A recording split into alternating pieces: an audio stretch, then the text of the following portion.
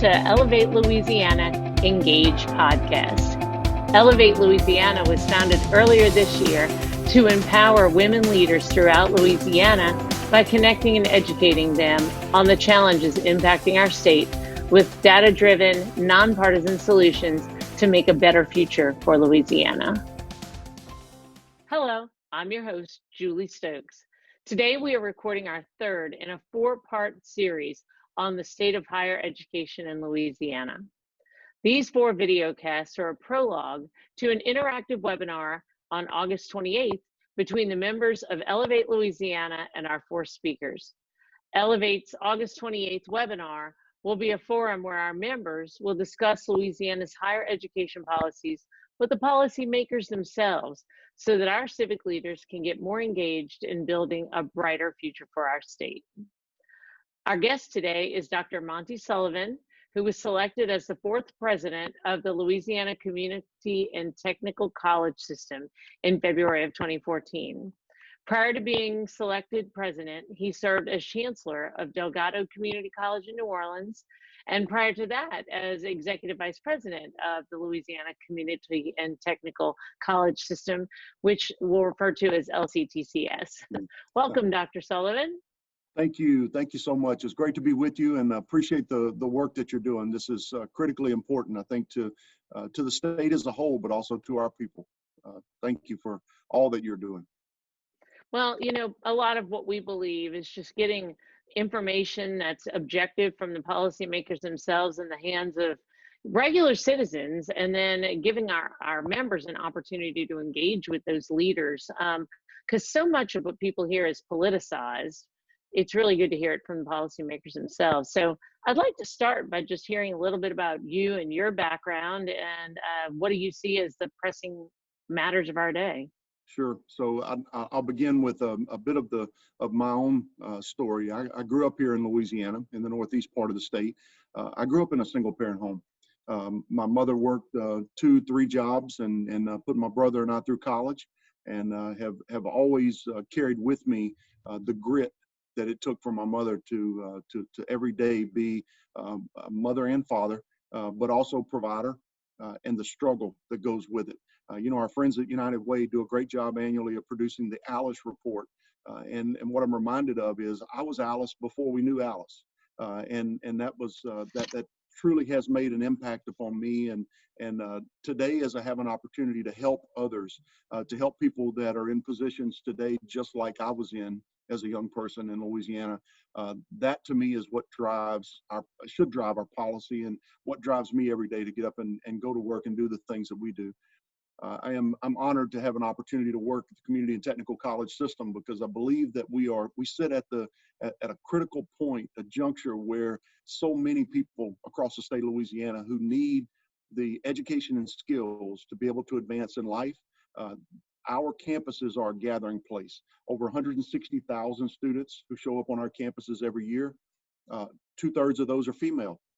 So it is a clear cross-section of the state of Louisiana, representative from a diversity point of view, from a race point of view, average age 27. And so when you think of it, these are not the traditional age college students. It is an entire decade removed from high school graduation. That decade is expensive. It costs people in terms of just life cost. It's debt, it's children, it's in some cases incarceration even. So we are the gathering place where I fundamentally believe if we're going to change policy in Louisiana, the best place to get at the group that needs that help the most is right there on our college campuses. Absolutely. You know, in a previous discussion, you had mentioned about what's going on right now in the whole world, you know, with the COVID crisis, and today being a significant marker because the unemployment benefits scenario, or, you know, something's expected to change. What do you see there? Well, it's frightening. And again, it is worldwide. I saw some of the data out of Australia yesterday that fundamentally the unemployment system of Australia is broken. It broke. The dollars are simply not there. Louisiana finds itself in that same place today. The federal government is providing $600 per week in unemployment benefits that end today. As those benefits end, there's a question mark about whether Congress will re-up that unemployment benefit at some level, whether it's at $600 or some other number. But what we know for certain is about $300 million per week will evaporate out of the Louisiana economy. That number is frightening because that means small businesses that will not have sales. That means sales tax collections in everything from groceries to, you name it, life cost.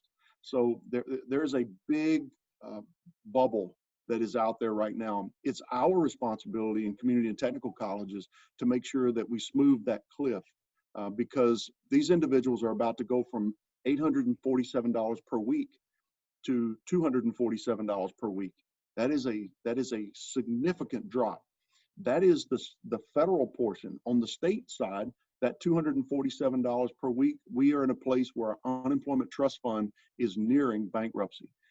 That is a real challenge because what happens when we hit certain triggers, we increase the unemployment insurance premium for small businesses, for all businesses actually, but small businesses impacted disproportionately. So we have some real challenges ahead of us from a policy point of view that we have to address. We have to make sure that those systems are sustained so that there is a safety net. The impact for poor families, particularly those that are single parent families, is extraordinary. We're talking about the realities of things like homelessness, like what happens in the fall semester. Where can you do you have the resources to send your children back to school? This is one of the fundamental principles that is built into the discussion around returning to K-12 schools in the fall. We have to remember many children receive food at school because they will not get it at home. They receive counseling at school. They receive, in some cases, medical care at school. And so we have a responsibility as educators and as policymakers to ensure that students are safe as they go back to school. But these are all really incredibly important elements for maintaining the level of existence of so many across the state of Louisiana, and not just simply being, but advancing.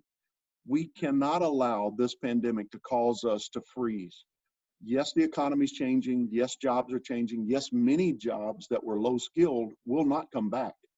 So it's our responsibility for that 1.1 million working age adults who have a high school diploma or less to help them re-engage in the economy, to help them to be able to find those jobs that are skilled, but jobs that will allow them to sustain a family. Yeah. You know, along those same lines, there's often questions about the affordability of college. Could you share with our watchers the value and cost comparison of attending a 2-year college versus a university? We're roughly somewhere in the neighborhood of about 1/2 the cost of a university. But I have to admit to you, you can't talk about attendance and the cost and affordability in Louisiana without talking about TOPS. The reality is we are a state that made a decision many years ago to fund merit for 18-year-olds. So I want you to think of this. We spend about $850 million a year on higher education. An additional $300 million a year is spent on TOPS. That $300 million goes primarily to, and I hope I'm not too abrasive here, white, middle-class, 18-year-olds. Now, if you think about the problem we have as a state, we have a demographic problem. 1.1 million working age adults with a high school diploma or less, and yet we're spending $300 million on 18-year-olds. I'm not suggesting to you that 18-year-olds aren't important. Instead, I tell you that we need to find a better balance of affordability. You may recall a senator during your time frame in the legislature, Blade Morrish from the southwest part of the state. He coined a phrase that I think is pretty important. It was called TOPS for grown folks. We have to find a way to fund education and training for people that are out there who are desperate to be able to get into this economy. So I'm not challenging the notion of TOPS. I'm simply saying we have to find a better balance. We cannot afford to spend $300 million a year on merit-based aid for 18-year-olds who, by the way, are probably going to go to college with or without TOPS. Instead, we have to find a way to fund education and training for those adults who are struggling, 27, 28-year-old mother with 2 children. How can we justify spending $300 million on 18-year-olds when that mother is doing everything in her power to feed her children, provide housing. It simply it does not align with Louisiana's challenges. Well, and you know, from the perspective of watching things over the last 8 to 12 years in Baton Rouge, is that through legislation and through budget challenges, we systematically turned over the cost of college from the state to the student. And TOPS is the stopgap measure to make that, although it wasn't designed for that, but it is what makes that feasible. The problem is that if you are that returning adult and you've spent the last decade of your life trying to make it work, realize you can't make it work, need to go back to school, you've got now a much higher cost of college than you did 12 years ago.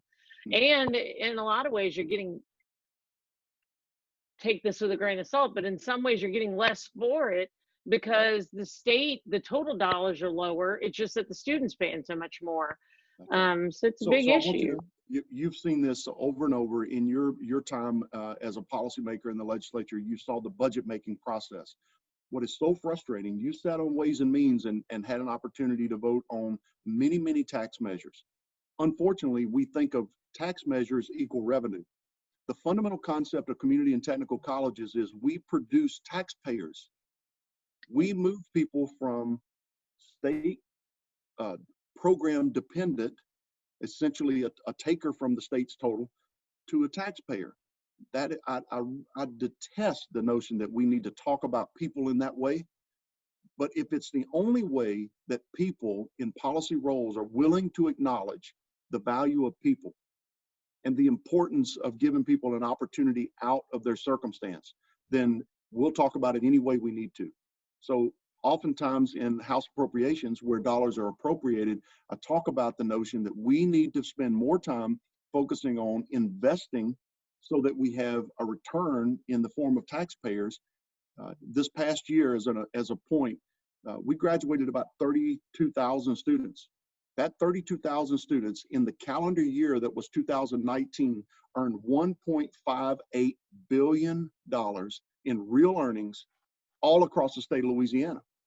And as you're aware, about 9% of that income goes back to the state in property tax, income tax, and sales tax.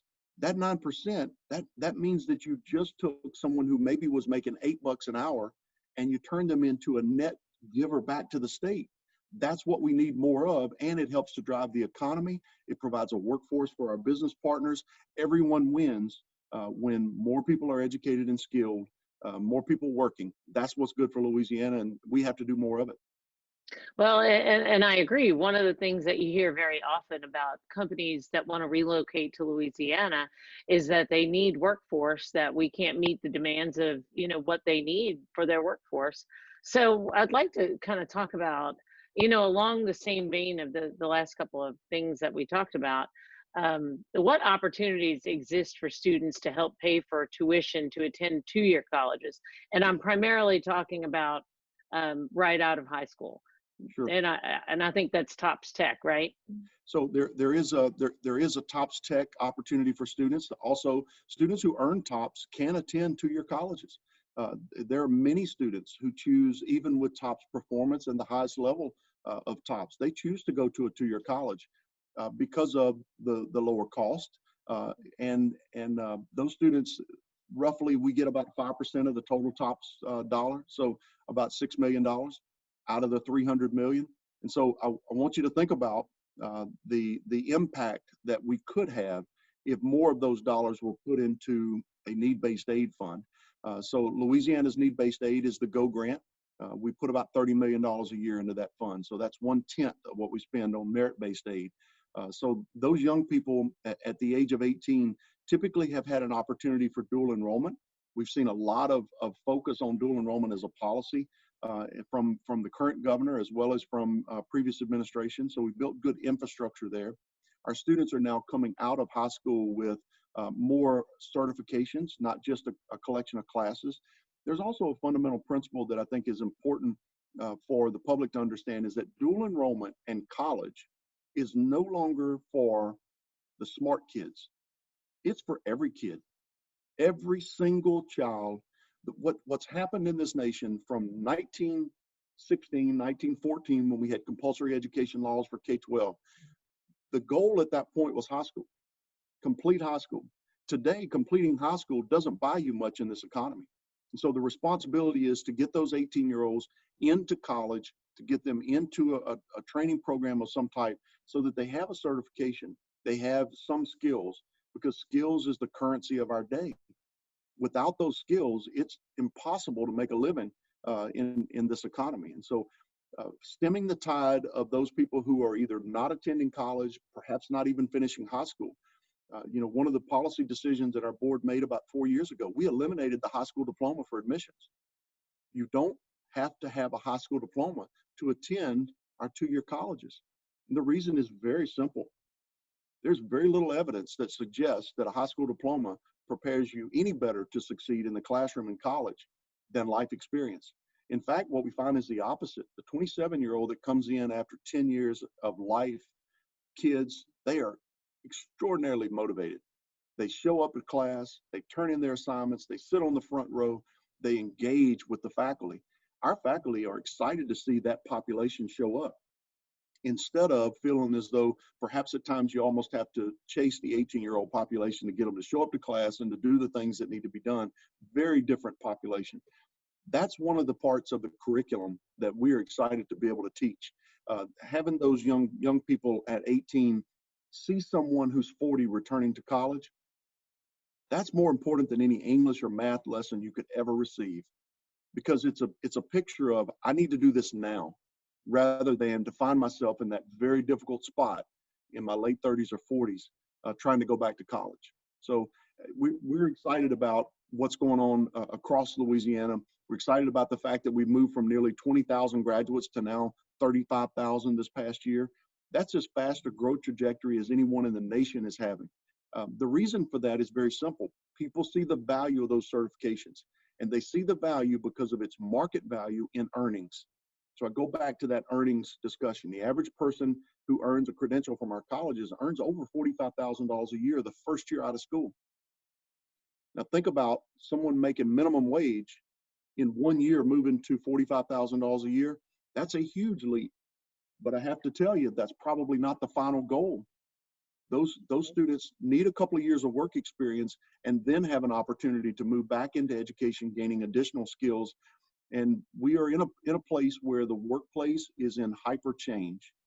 The cycle of change that is going on in our workplace at this point is beyond anything we've seen.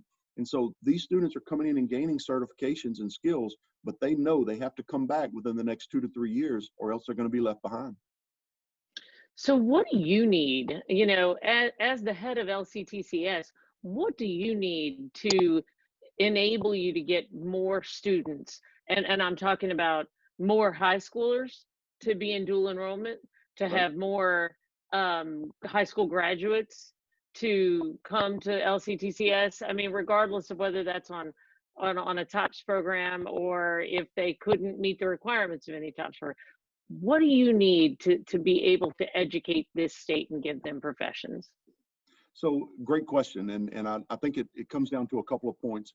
There needs to be not just funding. Funding's important, but there needs to be solid policy that sets a clear path that says every kid needs some form of post-secondary education.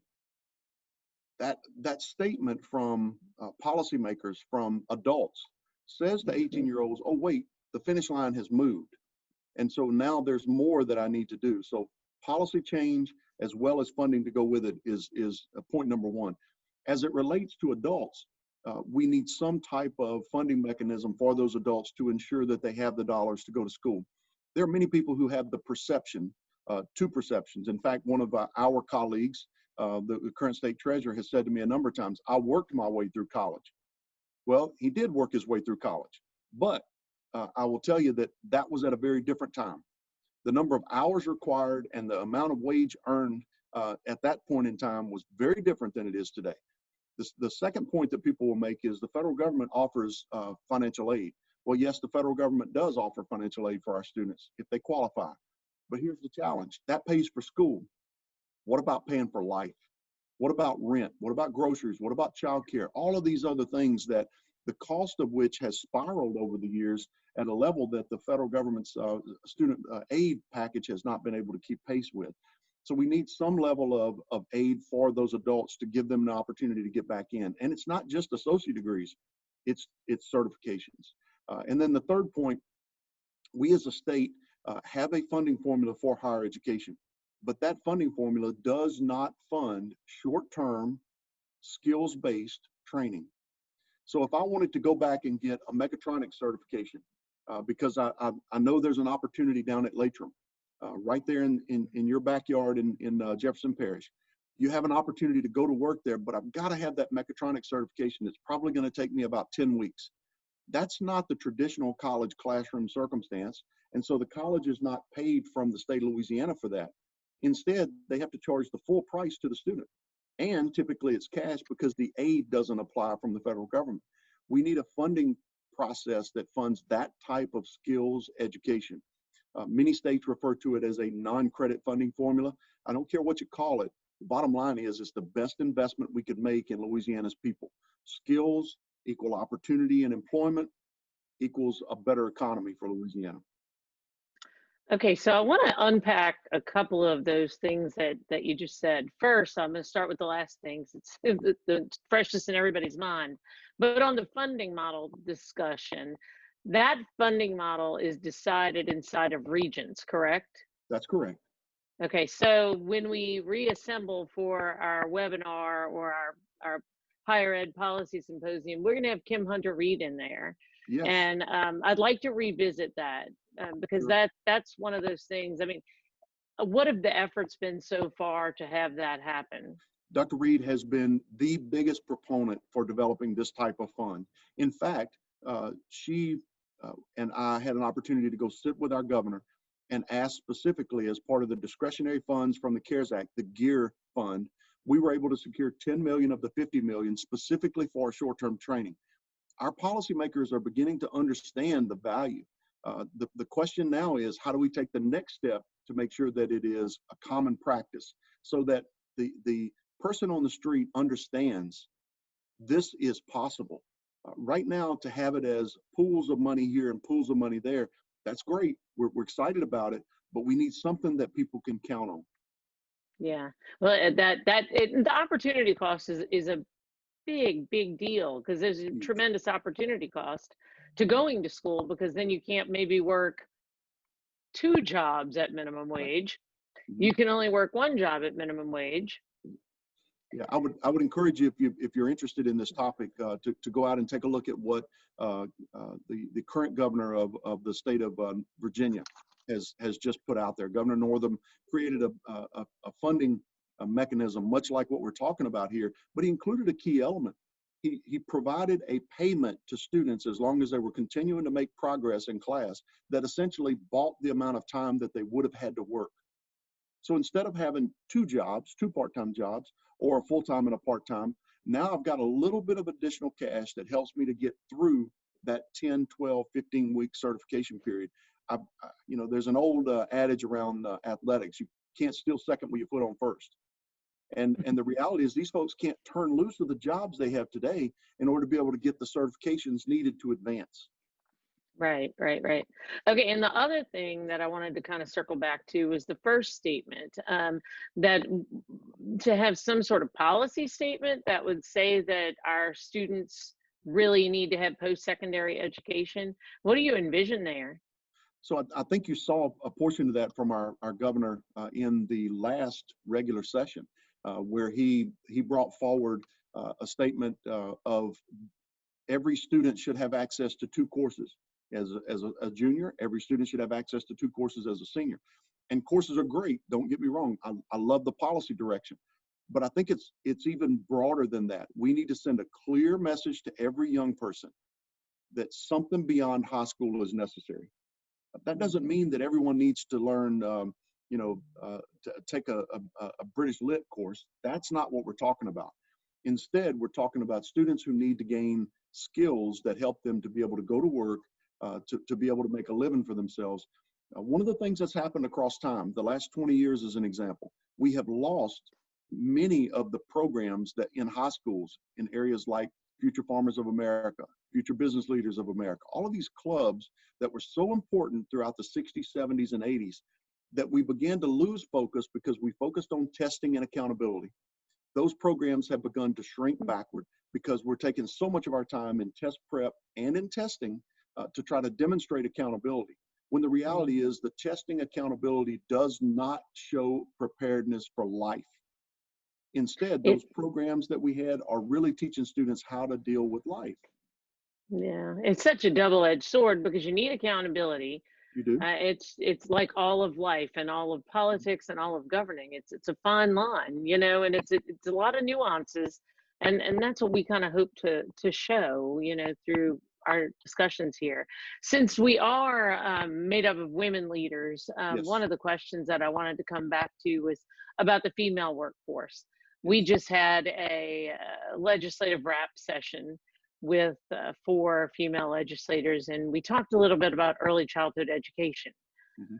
We talked about that in a bipartisan way, and it's pretty exciting that we're finally there. But I wanted to see what kind of efforts you might be thinking or having with regard to female workforce and what you think can be done there.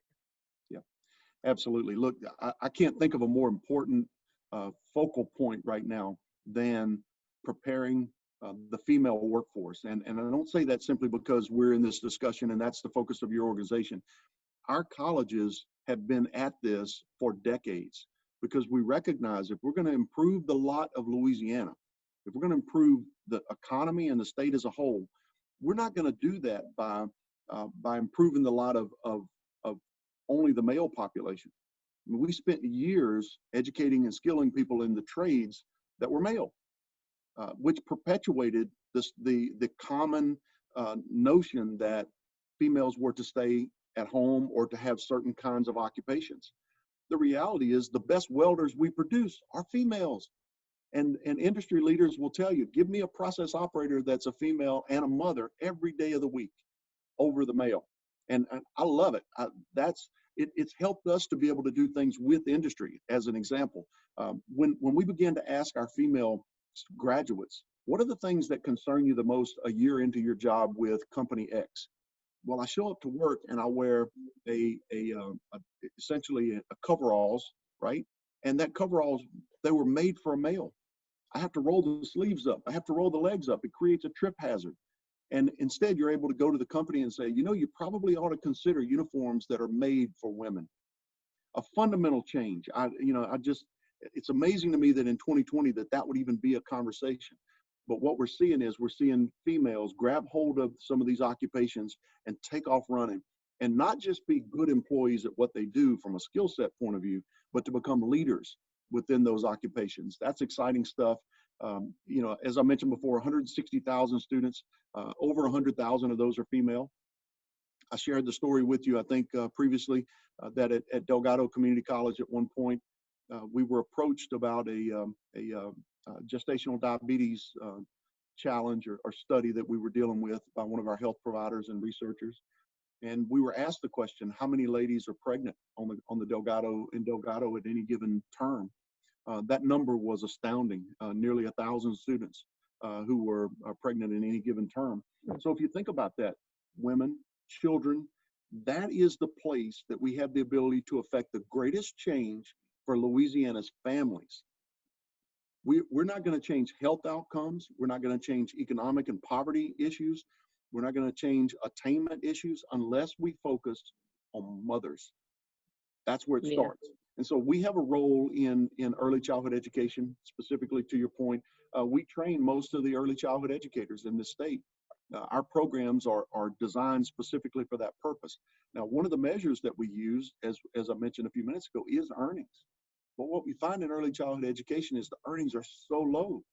So to require someone to go to school and get an associate degree, to work in the early childhood education space, but then only pay them just above minimum wage, that's wrong. We have to find a way to pay these professionals what they're worth. Our young people need more than what they're getting today. And we need the ability to attract people who want to be in those classrooms, who want to teach those young people, to really engage and to begin learning at a much earlier age. Waiting until 5, we know, is wrong. We should have done this differently many, many years ago. To have young children at 5 years old go into the kindergarten classroom without a solid pre-K preparation, we are failing those young people. Yeah, we actually in a couple of weeks are going to have on Jeff Nagel, and I Mhm. don't know if Yeah, you've heard his I've heard the presentation name. on Yeah. early childhood. He's the most compelling argument for early childhood education that I had ever heard, and I Mhm. wanted to be able to share that with people. The benefits for the child, the benefits for the workforce, the benefits for the family economically are just massive. We talked a little bit about poor earnings, in these kind of fields, and it being an impediment to even going to get a certificate in it because it's compensated at just over minimum wage, just like you said. And I know that's true. Just keeping these businesses intact during this COVID period has been a crisis. But I think one of the perpetually problematic issues is what's called the benefits cliff. And you and I have kind of talked about that. And I want to hit on that from your perspective for a second before we delve into another area, which I think will Sure, dovetail off of it sure. really well. Well, the folks at the Federal Reserve have done a tremendous amount of research on this subject. Effectively, what it seeks to do is to identify the estimated amount of benefits provided to an individual at a starting point. So let's assume for a second that as a mother, I have 2 children. I am receiving benefits in terms of childcare, housing, SNAP, and a whole range of other benefits. And now that benefits package is typically maybe in the $40,000 to $50,000 range in real dollars. Okay, I go out and I enroll at Delgado, and I get a practical nursing license that takes me from 2 minimum wage jobs with no benefits to now I can earn 17 or 18 bucks an hour. That 17 or 18 bucks an hour are going to knock me off of the benefits because I'm above the threshold for those benefits. But yet 17 bucks an hour, 18 bucks an hour is going to get me to 36 to 38, maybe $40,000 a year. I now have a $10,000 cliff of net loss because I got an education and went to work. That's wrong. That tells me that as a nation, as a state, we have created policy that is a disincentive for people to go back and get education and skills to go to work. It also places tremendous pressure on colleges and institutions to go out and develop training programs that give people a benefit that is greater than the benefit peak. And so that $40,000 to $50,000 number, that's why we have over the years canceled and closed 700 programs at our colleges. We closed those programs for a whole host of reasons, but one of the main reasons was because they didn't get to the individuals who graduated from those programs didn't get to that benefits number. So we had to hold on to some who are critically important, like early childhood, but most of our programs now get folks on average to $45,000 a year. That 45 is above the benefits peak. That's is essential in this overall discussion. But that's not the end. That is only the beginning. So what's important for us is get that first certification, get someone to that $45,000 mark. Now let's begin to talk about how you get to mid-management, how you advance to a baccalaureate degree and even graduate programs. We have in this nation created an education caste system where the expectation of education is not for everyone. But yet we are a nation that is built upon democracy, which requires an educated populace. Our 2-year colleges, we are democracy's college. If this nation is going to reestablish a middle class, that middle class is going to come from the skills that are generated for individuals in our classrooms who are able to elevate themselves into management roles and move forward. That's how this nation was built anyway. So we have lost our way in thinking that there is a goal out there that is a higher degree or higher level, but yet the skills are down here somewhere. Whatever happened to working your way up? Hmm. learning skills and then applying that over time in a management kind of context. We have to find a way to make education more less sequential. We have to find a way to value experience above the notion of a degree. Folks you show up and make an application and are being interviewed, and the question they're asked is, what can you do? Well, I have a degree. Well, great, I'm glad you have a degree, but what can you do?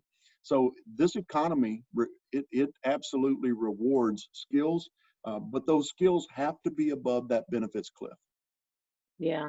So, one of the things you've mentioned to me is the Department of Labor and focusing more attention on delivering workforce. What do you mean by that? Like, what is that? So, you know, I'm not sure I follow you. Help me Oh, I'm help a sorry. little better. Yeah. So we've talked about, like, with view of the workforce issues, and that Mhm. the Department of Labor, I think, might be getting some dollars, and you're trying to use some Right, of those dollars for workforce delivery in our state. right. Sure. So from a federal policy point of view, there really are two funds that provide education and workforce. The first I mentioned earlier is the federal Pell program, which is administered in the Department of Education, primarily aimed at degree programs. The other fund is the Workforce Investment and Opportunity Act, WIOA. The state of Louisiana receives about $40 million a year. That funding is intended to be aimed at a whole range of different things, but one element is workforce training. And so we're trying now to figure out from a policy point of view, do we develop a workforce non-credit funding formula, as I mentioned a few minutes ago, as a priority, or do we find a way to use a larger share of the 40 million to provide training and education? And so that is the ongoing discussion that I think is important, not just for today, but it's going to be important for the long term. And the programs that we fund must meet that criteria of eclipsing the peak of that benefits cliff. Right. So, we've talked a little bit about Reboot Louisiana after Katrina, and Mhm. it seems like, we're just in the middle of another massive crisis, and this time it's not just in Louisiana and the Gulf Coast, but worldwide. Right. Do you think there's some application that we could do something similar to what was done with Reboot Louisiana after Katrina now? No question. No question. And so that I referenced earlier the gear funds that the governor put forward, the 10 million. We now, in partnership with our regional economic development officers, and so in a place like Central Louisiana, that would be CLEDA, in the Baton Rouge area, BRAC, and in New Orleans, Greater New Orleans Inc. Our economic development partners have helped us to identify the top 3 to 5 industry-based certifications that are short in term, that help someone to be able to go to work and make a living above that benefit cliff peak. So that group is now rolling out the training. I encourage anyone listening to this podcast, if you know someone unemployed, if you know someone who's not above that number, encourage them to get down to their local college, encourage them to get enrolled in these programs. We're not talking about English and math courses or history courses. We're talking about skills-based that help people to be able to go to work in good, solid, well-paying, career-based jobs that allow them to advance across time. These certifications, our governor, to his credit, knows the value of investing in people. And that 10 million, I think, is going to have huge impact. We look forward to, I think the initial proposal was for 40 million, would have produced somewhere in the neighborhood of about 20,000 graduates. So you get a sense of what we're talking about here. That 10 million will drive about 5,000 individuals trained and educated. I want you to think about the financial impact for the individual first, but then for the state. Yeah. 5,000 people who before were not able to find that opportunity, now able to get into a job, able to take care of themselves and their children. That's what our community and technical colleges are all about. And I can't let this opportunity slip away without telling you. Not only did I grow up in a single parent home with a mother who was just tenacious, but I also have 4 daughters. And so when I hear discussions around women in the workforce, or around pay equity, or around a whole range of different discussions, it hits home because this is something that matters greatly to me, and I know that we have to do a better job as a state to make sure that we elevate the role of women in the workforce. Well, we so appreciate that, and it's about all the time we have for today. But I'd like to thank you, Dr. Sullivan. I always enjoy talking to you. You're always just really a joy to talk to and listen to. I really appreciate your hard work in our state. And we also look forward to spending more time with you and other leaders in higher education on August 28th. And out there, if you're interested in joining Elevate Louisiana and want to be part of the larger interactive webinar on August 28th, just contact us through social media on Facebook at Elevate Louisiana. That's ELLEVATELA, or joining us on our website at www.ellevate.la.org, which I believe will be active by the time you are watching this video. And don't forget to like Elevate Louisiana on social media platforms. I'm your host, Julie Stokes. See you next time.